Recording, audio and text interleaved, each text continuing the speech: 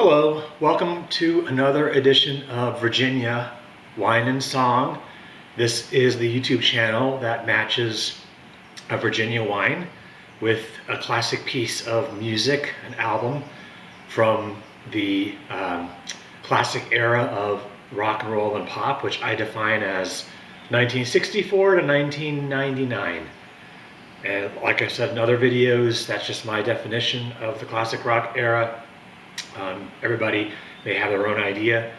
That's usually where I go to, because the music that has come out, primarily, I should say, most of the music that has come out, pop music I should say, or rock music, that has come out since 1999, I haven't really been much of a fan of.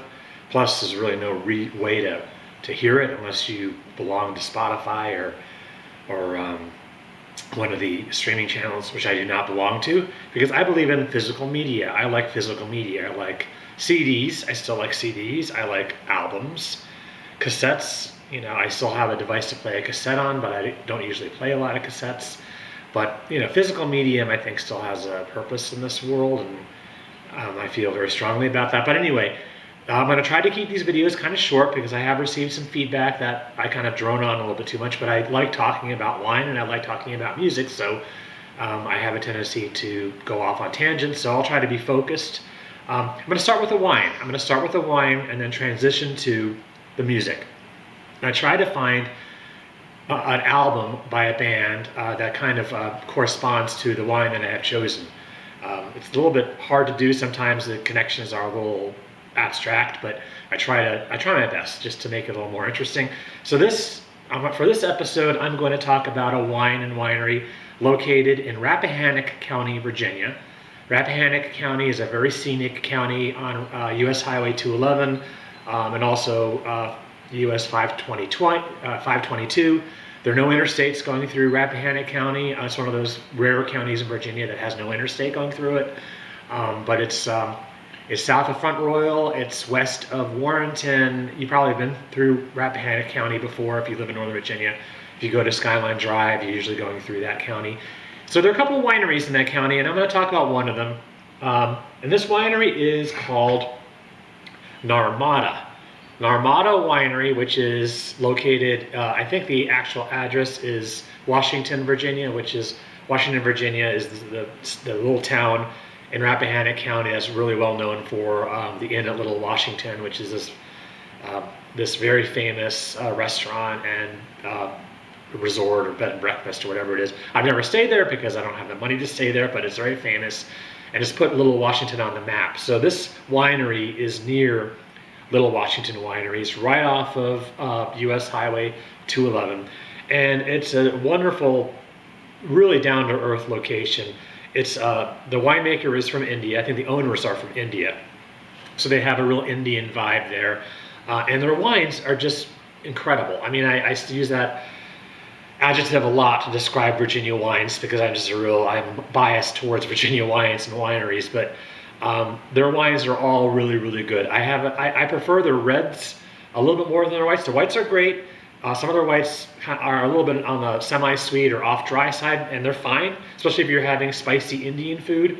A lot of their white wines go really well with that. In fact, they offer Indian food there on the premises. You can order, I think, the tandoori chicken or the very common, probably kind of Americanized Indian food, because it's Indian food that we usually get here in America, but it's really goes well with a lot of their whites and some of the reds too. This happens to be a Chambourcin. Chambourcin is a style of grape that does really, really well in Virginia, especially in Northern Virginia. And it's interesting because I've been touring Virginia wineries for almost 20 years, and I've noticed that you don't see a lot of Chambourcin around Charlottesville, and you don't see a lot of Chambourcin in the southern part of the state. I think Chambourcin does really, really well in the northern parts of the state because of the soil and possibly because of the weather, but I think mainly the soil. Because I've gone to a couple of wineries in Charlottesville, the Charlottesville area, and I've asked about Chambourcin, and some of the winery people working at the winery, some of them haven't even heard of Chambourcin before down there.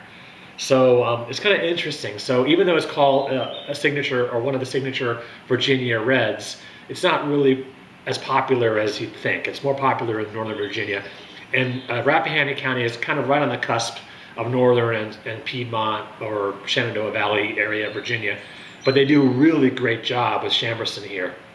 And they have a couple of different styles of Chambourcin. This one happens to be an off-dry, and I don't really go for off-dry or semi-sweet wines. This has just got a little touch of sweetness after the finish, but when you drink it, it goes down very smooth and dry. It's a very light wine. You can actually chill it a little bit, but they have other kinds of varieties of Chambourcin there that are a little drier and a little bolder. They also have a couple of unusual grapes, at least for Virginia, like Tannat. They even showed me where on their vineyard the Tannat is grown, a very small little strip. But they have all the other ones that you'd expect, like Cab Franc. I don't think they have a Chardonnay, at least when I visited, I don't remember seeing a Chardonnay, but they have a Chardonnay, which is similar to Chardonnay, but I think for some reason they just didn't have it in bottles when I was there. But they have the usual suspects of Virginia wines. I think they even have a Viognier, if I remember correctly. But anyway, I always go for the Chambourcin.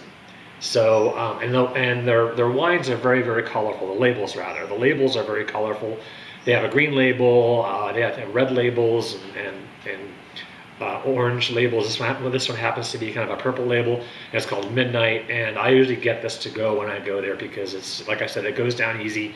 It's a very good, casual wine. I wouldn't call it a table wine, but it's just, I really like it. And like I said, the owners are from India, the first time I went there, I think was in 2012 or 2011 or so, and they were actually behind the counter, but I'm not sure if they spend a lot of time behind the counter now. I think they're usually in the vineyard or they're busy doing other things, but they have a great staff there, very, easygoing staff. Anyway, I can't say enough about this winery. It is really a cool place. So finding an album or a band that pairs with this, I must say, was a little difficult. I could have gone with, Indian musicians out there, but I don't have a lot of Indian music in my collection. I don't have any Ravi Shankar, for example, in my collection, and a couple of the other. His daughter, and I'm just really embarrassed to say, his daughter. She's very famous, and I'm blanking on her name. I really hate it because she's so wonderful. I've seen footage of her, and I've played a couple of her albums, and I keep wanting to say Alison Krauss, but it's not Alison Krauss. It'll come to me. Nora Jones, I think is her name. So anyway, that's her daughter. That's his daughter, rather, Ravi Shankar. I don't have any Ravi Shankar, but he was a big influence on another musician, and you can probably guess who I'm going to be saying if you're a fan of rock music. Going back to the mid 60s, this particular artist was very much influenced by Indian music. In fact, I think he was the first artist to bring an Indian sitar into a pop or rock song. Again, I could be wrong about that because you heard a lot of sitars and pop music in some 60s songs. And of course, I'm talking about George Harrison. And George Harrison's solo career, I think he really did a lot of that, especially for his live concerts. He did a lot of Indian style music, and most of his solo albums have at least one or two Indian inspired songs. But I'm going to go with the Beatles for this because the Beatles really brought that style of music, thanks to George Harrison, into wider exposure. And of course, the first album where I think he really used the sitar was with the Revolver album. But I'm going to go with this one. And there are a lot of people out there who believe that this is not only the Beatles' greatest album, but it's also one of the best albums, if not the best album, of the rock era. And what's interesting about the Sgt. Pepper album is the recent lists I've seen of Beatles albums, the greatest Beatles albums, they usually put Sgt. Pepper really kind of low, which surprised me because when I was growing up, whenever I listened to countdown shows or read Rolling Stone articles or whatever, Spin magazine, whatever magazine happened to rank the best Beatles albums and also the best rock albums, this was always at the top. But for some reason, I think in the 90s, this started sliding down the list a little bit. And it's not even now, I think the consensus is Revolver is the Beatles' greatest album, which I disagree with. All the Beatles albums are great. They're all classics in my opinion. But I would not put Revolver as the best. I wouldn't even put Revolver in the top 3. I would put Revolver maybe at number 6 or 7 if I had to rank the Beatles albums. But this, I put this as number 1, maybe number 2, because I think the White Album I find myself listening to a lot more through the years. But I think the White Album is just a little, it's a little more current. I think it's aged better. This, I don't want to say this has aged poorly, but it's such a product of its time. This album came out in the summer of '67, and the same year that the Doors put out their first album, and there were a lot of albums that were really classics that came out that year, but this one kind of eclipsed them all. I mean, you couldn't, apparently I wasn't even born. Well, I was actually born like the week this album came out, so I'm aging myself by saying that. So this album has always been kind of in my DNA, because I think when they delivered me in the operating room, according to my dad at least, they were playing this album in the operating room. So the album had just come out. So apparently it was everywhere. Even classical music fans like Leonard Bernstein liked this album. And there's good reason why. And the Indian influence, of course, is George Harrison's song "Within You and Without You," which is very introspective. And you know, if you went into Narmada Winery and heard that song, I wouldn't be at all surprised if you would hear that, because it's got the sitar in it. It's got very spiritual lyrics, and of course, the rest of the album is just top notch. There were no singles released from this album. Actually, they recorded the first 2 songs they recorded for this album were Penny Lane and Strawberry Fields Forever, which actually was, I believe that was a double-sided single. I think it was a double-sided single, 45, that was released in like the early part of '67, and it was meant to be on this album, but I decided to leave those 2 songs off this album. And I think that was a good idea, because you know, back then 45s were just as popular as albums. A lot of people, especially a lot of younger people, didn't have money at the time to buy a whole album, but they could buy a 45. So 45s, the singles, were very popular, and that was a double-sided hit. You know, Penny Lane, I think, was the A side, and Strawberry Fields was the B side. And like I'm quoting, I think, Cameron Crowe, or one of the Rolling Stone writers, who said, "If only you could have been around to see the looks on people's faces." I want to say housewives, but that's not PC to say now. But the look on people who heard Strawberry Fields Forever for the first time, and they were probably thinking, what in the world is this? Because the Beatles had not put out an album. Well, they had 2 albums in 1966. But back then, if a group, there was so much great music coming out in the '60s that if a group did not release 2 or even 3 albums a year, they were missed. You know, they were kind of like considered to be almost has-beens. And the Beatles had stopped touring. You know, they stopped touring after they came out with the Rubber Soul album, so they put out Revolver in '66, later '66, but then, you know, they didn't tour, so they were kind of out of the spotlight. So it's hard to believe that less than a year later, they put out Strawberry Fields, and people were saying, here's the Beatles, we haven't heard from them in a long time, with Strawberry Fields. And of course, that's not on this album, but this album has got, of course, you know, almost every song has showed up in pop culture at some point through the years. I mean, you hear reference to the song in movies, you hear it on TV shows, even new TV shows. You know, you hear people talk about the songs from this record. You know, and I don't need to tell you what they are, because you probably all know them. You know, but for those who are not familiar with this on here, you know, Lucy in the Sky with Diamonds, and She's Leaving Home, and For the Benefit of Mr. Kite, and With a Little Help from My Friends, which Joe Cocker was popularized. The album was such a monumental hit when it came out that within like a month, you had musicians like Jimi Hendrix and Joe Cocker and Harry Nilsson, and all these musicians were doing songs from this album, and the album had only been out for like a month. So that just shows you how significant this album has been. And we will never see an album released like this. First, the album format is it's unfortunate.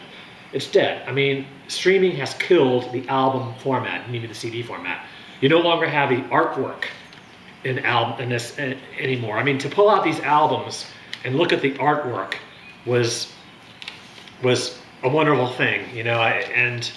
I still have this album sealed. This was by the way, a mono remaster. This album is in mono. This album was released in mono. All the Beatles albums were released on vinyl in mono form.